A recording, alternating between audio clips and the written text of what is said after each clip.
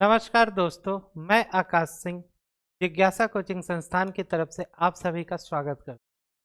दोस्तों, जिज्ञासा कोचिंग संस्थान के ऑनलाइन प्लेटफॉर्म पर हम इंडियन पॉलिटी की क्लास को लेकर आप सभी के सामने उपस्थित हुए, जिसमें हम भारत का संवैधानिक विकास टॉपिक पढ़ रहे थे।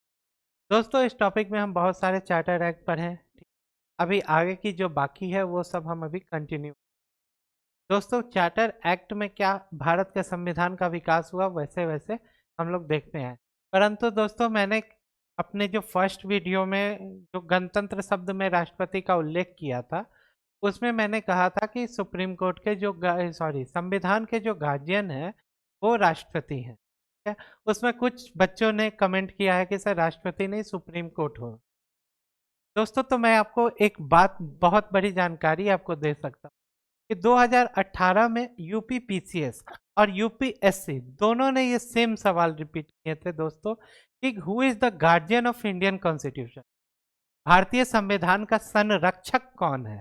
ठीक है, इसमें मैंने आपको राष्ट्रपति इस तौर पे बताया था कि दोनों आयोगों ने इसका आंसर अलग अलग दिया है। जैसा कि यूपीएससी ने और यूपी पीसीएस ने, एक ने क्या कहा कि जो संरक्षक है वो क्या होंगे, राष्ट्रपति होंगे, और दूसरे ने कहा है कि सुप्रीम कोर्ट होंगे। इसका जवाब हम लोगों ने काफी प्रयत्न पे ढूंढने की कोशिश की। राष्ट्रपति का जवाब इसलिए ज्यादा उचित मान्य होता है दोस्तों, क्योंकि आप जब संविधान के खोलेंगे, आप इंडियन कॉन्स्टिट्यूशन की बुक खोलेंगे, कहीं से भी देख सकते हैं, आप जब राष्ट्रपति का कॉलम खोलिएगा उसमें शपथ पढ़िएगा, राष्ट्रपति के जो शपथ लिखा हुआ है उसमें बकायदा लिखा हुआ है दोस्तों कि जो मैं शपथ ले रहा हूं उसमें संविधान की अधीक्षण, संरक्षण इत्यादि इत्यादि शब्द लिखे हुए हैं कि राष्ट्रपति को संरक्षण का जब वो शपथ ले रहा है, जो संविधान में जो सीधा सीधा लिखा हुआ है, आप पूरा संविधान पलट के देख लीजिए, कहीं नहीं लिखा मिलेगा कि guardian of the Indian constitution कौन है, ना ही सुप्रीम कोर्ट के लिए ना ही राष्ट्रपति के लिए। लेकिन राष्ट्रपति के शपथ प्रावधान में बकायदा संरक्षक शब्द लिखा हुआ है। तो कुछ अज्ञानी वश बालकों ने उल्टा सीधा कमेंट कर रखे हैं, उनको मैं बता देना चाहता हूं कि कृपया पढ़ लीजिए, क्योंकि हम ऐसे ही कुछ भी नहीं बोल देते हैं दोस्तों। काफी विचार और गहन अध्ययन के बाद आपको कोई चीज हम आपके सामने प्रस्तुत कर रहे हैं। इसके अलावा दोस्तों, अगर आपको, मैं फिर कह रहा हूं, अगर फिर भी आपको कोई दिक्कत होती है, आप डायरेक्ट, मैंने नंबर तक अपने पिछले वीडियो में दे रखे हैं, आप बिल्कुल मुझसे कांटेक्ट कर सकते हैं। लेकिन इतना जरूर भरोसा रखिएगा कि जो भी आपको दिया जा रहा है सबसे बेस्ट मटेरियल दिया जा रहा है, और हम प्रयास कर रहे हैं कि आपको ज्यादा से ज्यादा ज्ञान का बोध करा सकें। ठीक है, बाकी जो जीएस है दोस्तों, ये थोड़ा सा कंफ्यूजिंग होता है, उसी के लिए हम आप सभी के सामने प्रस्तुत हुए हैं कि हम आपको काफी आसानी तरीके से, जितना आसान से आसान तरीका हो कि पॉलिटी समझा दें, वो हम ढूंढ के लाते हैं आपके लिए। एकदम लो लेवल पर स्टैंडर्ड से शुरू करके हाई स्टैंडर्ड तक हम पहुंचने का प्रयास करते हैं, ताकि सभी माध्यम के बच्चे बड़े आसानी से पॉलिटी को समझ सकें। यही हमारा प्रयास है।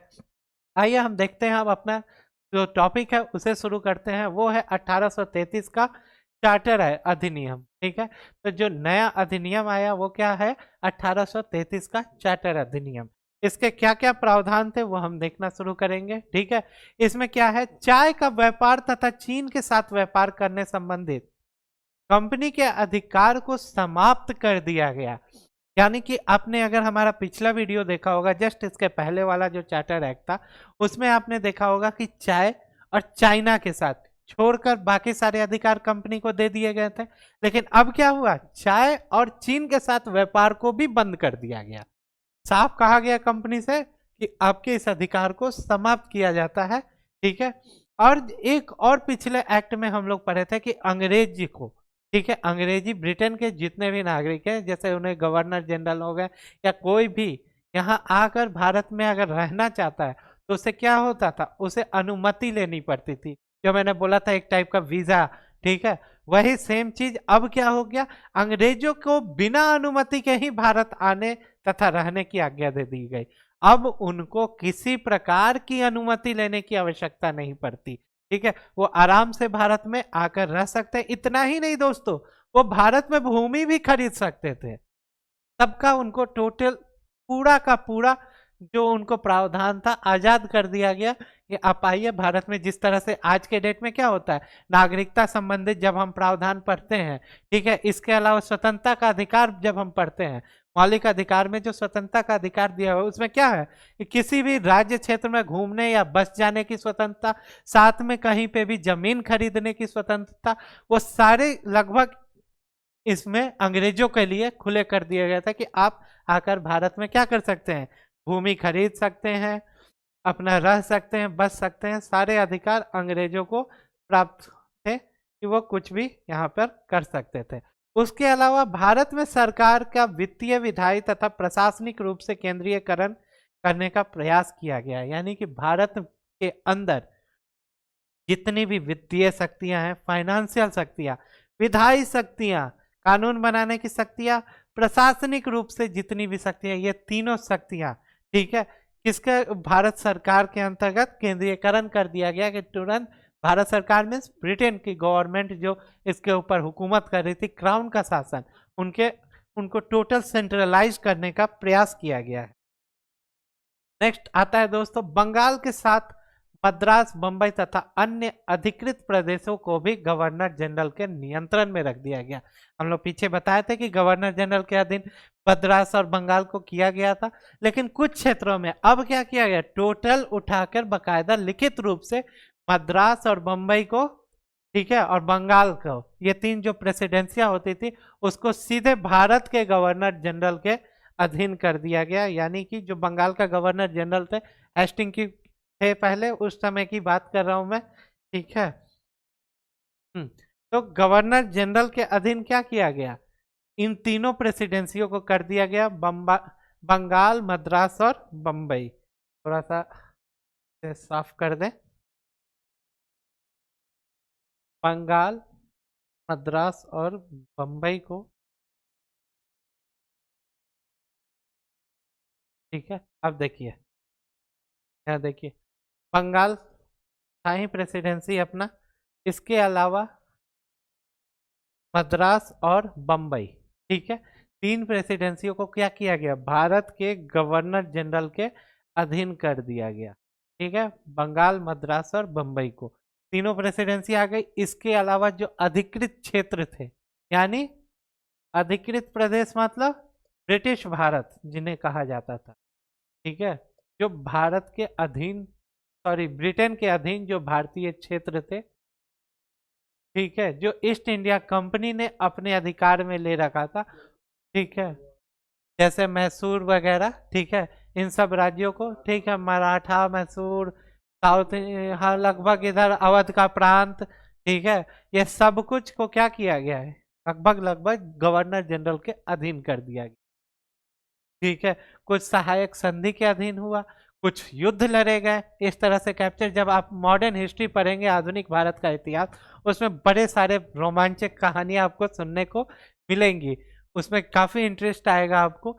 हम अभी पॉलिटी पढ़ रहे हैं, तो जो कॉन्स्टिट्यूशन से रिलेटेड चीजें हैं, हम केवल उन्हीं का उल्लेख यहाँ पे कर रहे हैं, हम भारतीय इतिहास को नहीं पढ़ा रहे हैं। जो इतिहास के शिक्षक आप सभी के सामने जो उपस्थित होंगे, वो इससे काफी डीप वे में ये सारी कहानियां बताएंगे आपको, ठीक है।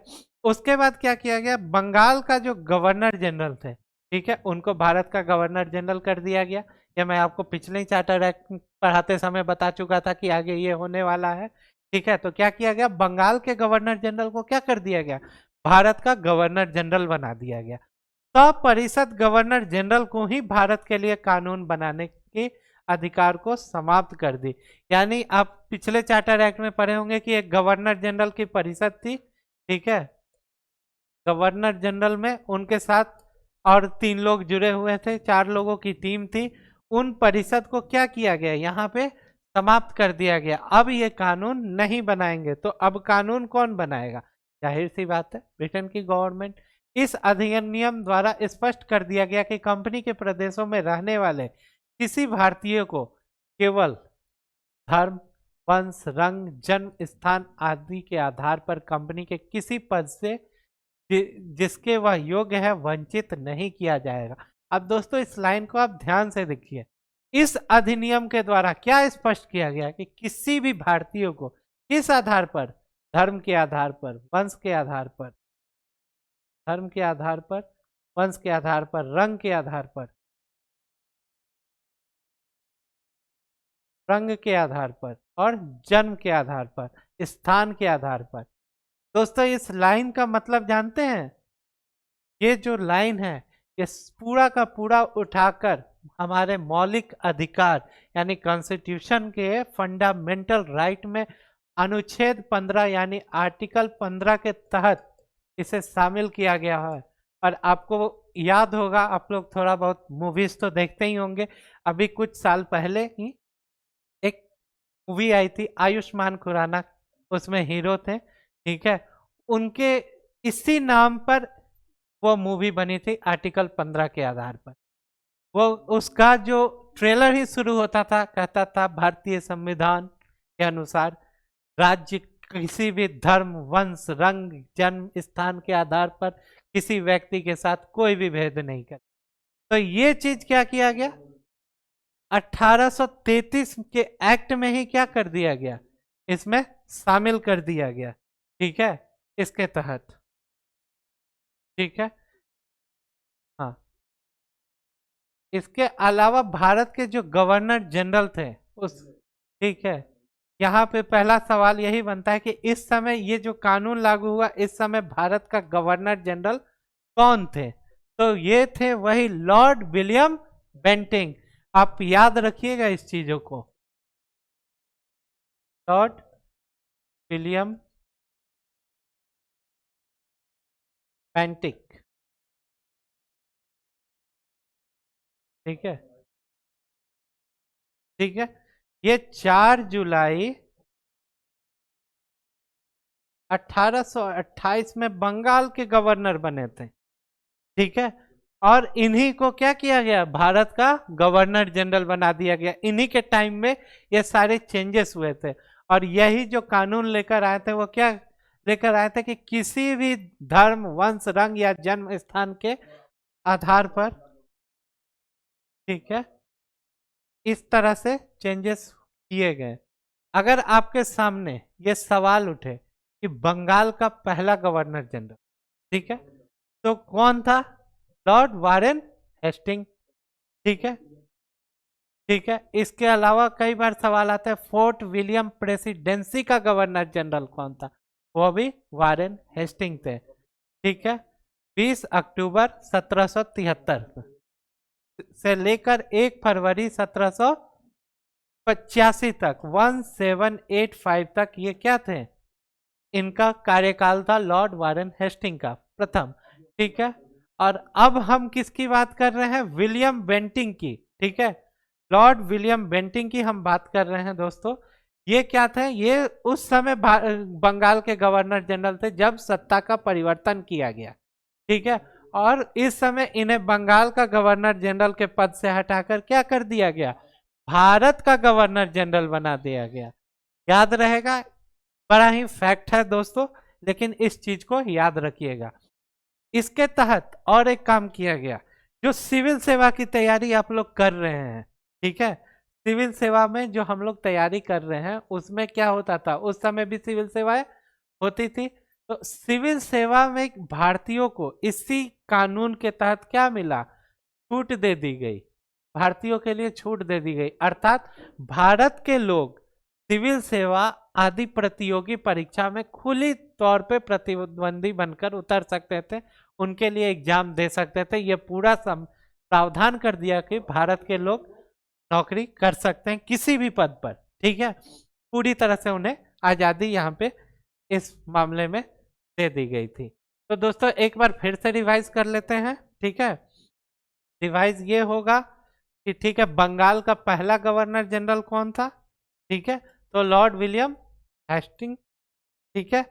उसके बाद जब बंगाल के गवर्नर जनरल को भारत का गवर्नर जनरल बनाया गया, उस समय गवर्नर जनरल कौन थे, विलियम बेंटिंग। इसके अलावा जो सिविल सेवा में भारतीयों को मौका मिला जाने के लिए, उस समय जो कानून आया उस समय का प्रावधान किस गवर्नर जनरल के अंतर्गत आता है, तो वो भी विलियम बेंटिंग के अंतर्गत। ये सारे सवाल आपको बड़े ही आसानी तरीके से याद हो चुके होंगे, एकदम ध्यान से पढ़िएगा। लगभग लगभग क्लास करते करते आपको बहुत सारी चीजें आपके दिमाग में बैठ जाएगी। ठीक है, उसके बाद जो नेक्स्ट पॉइंट आता है, भारत में दास प्रथा को गैर कानूनी घोषित कर दिया गया।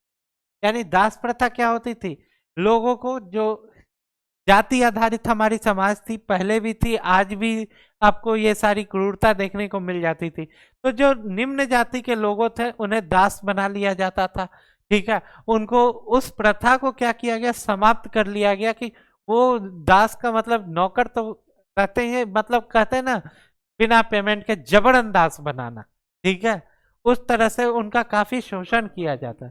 ठीक है, ऐसा अगर आप मध्यकालीन भारत में जाएंगे तो अकबर के टाइम पे भी आप देखेंगे। ठीक है, 1562 ईस्वी के करीब की बात है। ठीक है, तो उस समय भी आपको यह सब देखने को मिलेगा। तो इसको अंग्रेजों ने क्या किया, इस प्रथा को क्या किया, समाप्त कर दिया, गैर कानूनी घोषित कर दिया। तथा ठीक है, गवर्नर जनरल को निर्देश दिया गया कि वह भारत में दास प्रथा को समाप्त करने के लिए आवश्यक कदम उठाएं। ठीक, हाँ, ठीक है। उसके बाद 1843 में आया लॉर्ड एलन बरो। ठीक है, ठीक है, इन्होंने क्या किया, इन्होंने दास प्रथा को पूर्णतः खत्म करके कर दिया एक कानून बना के। तो 1843 में क्या हुआ, दास प्रथा को उन्मूलन किया गया, यानी समाप्त कर दिया गया। किसके नेतृत्व में, लॉर्ड एलन बरो के नेतृत्व में। लॉर्ड एलन बेरो क्या थे, 1843 में आए और उन्होंने क्या किया, दास प्रथा पर पूर्णतः कानून ही बना दिया और उसको खत्म करा दिया भारत से। ठीक है, ठीक है। अब देखिए ये जो इसको लिंक करना पड़ेगा दोस्तों। अब देखिए दास प्रथा कहां से आई, 1562 में। ठीक है, हम लोग देख रहे हैं। ठीक है, किसके द्वारा, अकबर के द्वारा। ठीक है, अकबर के द्वारा क्या की गई, खत्म कर दी गई दास प्रथा को। ठीक है, उसके बाद दोबारा जब बढ़ा तो फिर उसको किसने खत्म किया, लॉर्ड एलन बेरो ने। ठीक है, 1843 में। ठीक है, अमेरिका में अगर आप देखिए वैश्विक स्तर पे इस प्रथा को लेकर बहुत बड़ा आंदोलन अमेरिका में खड़ा हुआ था। ठीक है, अब्राहम लिंकन आपको याद होंगे, अमेरिका के प्रथम राष्ट्रपति। ठीक है, उनके नेतृत्व में यह आंदोलन को सफल बनाया गया था। ठीक है, दास प्रथा पे कई सारी पिक्चर्स बनी हुई है। इन सबों को देखकर आप देखेंगे तो अंग्रेजों ने बहुत सारे अच्छे काम भी किए थे, बुरे तो सभी गिनवाते हैं। ठीक है, लेकिन कुछ अच्छाई भी हमें देखनी पड़ती है उनकी। ठीक है, और यूपीएससी कई बार प्रश्न भी बना चुका है इसके ऊपर। ठीक है कि और एक तरह से कोई भी चीज को देखो दोस्तों, पढ़ने से पहले ना केवल उसका निगेटिव इम्पैक्ट नहीं पढ़ा जाता है, पॉजिटिव साइड भी देखी है। ठीक है, बाकी तो पूरा का पूरा आधुनिक भारत का इतिहास भरा पड़ा है अंग्रेजों के कुकर नामों से। ठीक है, अब जितना उसे गालियां दो, ठीक है, पूरा लेकर 1773 से जो चार्टर एक्ट शुरू हुआ है, आप शुरू हो जाइए 1947 तक उन्हें गालियां देते रहिए, कोई ये नहीं है। नहीं, ठीक है, जाहिर सी बात है उन्होंने हमें गुलाम बनाया था, लेकिन साथ साथ हम क्या हैं, सिविल सर्विस एस्पिरेंट है, हमें इसमें पॉजिटिव थिंग भी ढूंढने पड़ेंगे कि क्या क्या चीजें थी। और आजकल का इम्पैक्ट जो है बदल रहा है, अब पॉजिटिव चीजों से सवाल बनाए जा रहे हैं। ठीक है, यूपीएससी का इंटरेस्ट जो है वो घूम रहा है, तो हमें यूपीएससी के साथ चलना होगा, पीसीएस लेवल के साथ चलना होगा कि कौन सा आयोग किस तरह के सवाल पूछ रहा है, हमें उसके हिसाब से मुड़ना पड़ेगा। ठीक है, अब देखिए हम लोग कहाँ पहुंच गए, 1833 में हम हैं। ठीक है, अब जाहिर सी बात है हम किसके नजदीक आ रहे हैं, अब जैसे ही अब क्या किया गया, कानून का अधिकार, पूर्णतः शासन का अधिकार कंपनी के पास आ गई। अब कंपनी क्या होगा, अब निरंकुशता की ओर बढ़ेगा। अब कंपनी जैसे ही निरंकुशता की ओर बढ़ेगा तो जाहिर सी बात है विद्रोह होगी, हंगामे होंगे, और उस विद्रोह में प्रथम विद्रोह कहिए या प्रथम भारत का स्वतंत्रता संघर्ष कहिए, प्रथम क्रांति कहिए, वो क्या हो गया, 1857 की क्रांति कहकर सामने आएगी। और इसके साथ आज की क्लास मैं यहीं पे समाप्त कर रहा हूं दोस्तों। मैं फिर बोलता हूं, आपको किसी प्रकार की सहायता चाहिए आप जिज्ञासा टीम से कंसल्ट कर सकते हैं। नीचे आपको नंबर फ्लैश हो रहे होंगे, आप किसी भी रोहित सर, चेतन सर, किसी भी मुझसे किसी भी व्यक्ति से आप कांटेक्ट कर सकते हैं। आपको कैसी भी गाइडलाइंस चाहिए, आपको लगता है कि आपको मार्गदर्शन की ज़रूरत है, आप बिल्कुल हमसे जुड़ सकते हैं। फ़ोन नंबर आपके पास है। इसके अलावा जो भी नोट्स वगैरह आपको चाहिए हो, पीडीएफ फॉर्म में, हार्ड कॉपी में, सॉफ्ट कॉपी में, सब में जिज्ञासा आपको उपलब्ध कराने को तैयार है। आप अपना व्यू जरूर दीजिएगा, अपना कमेंट कीजिए, लाइक कीजिए, सब्सक्राइब कीजिए चैनल को, ठीक है। अब इसके बाद हमारा जो अगला टॉपिक होगा वो हम 1857 के 58 का जो अधिनियम, भारत सरकार अधिनियम आएगा, ठीक है, उसको पढ़ेंगे। जाहिर सी बात है, क्रांति होगी तो सत्ता का परिवर्तन होगा। कंपनी से अब सत्ता कहाँ जाएगी? सीधे क्राउन के हाथों में चली जाएगी। तो अब जैसे ही सत्ता का परिवर्तन होगा, सत्ता दूसरे के हाथों में जाएगी, तो जाहिर सी बात है चेंजेस तो आएंगे। उन चेंजेस को हम अगले वीडियो में पढ़ेंगे। तब तक के लिए दोस्तों धन्यवाद, थैंक यू।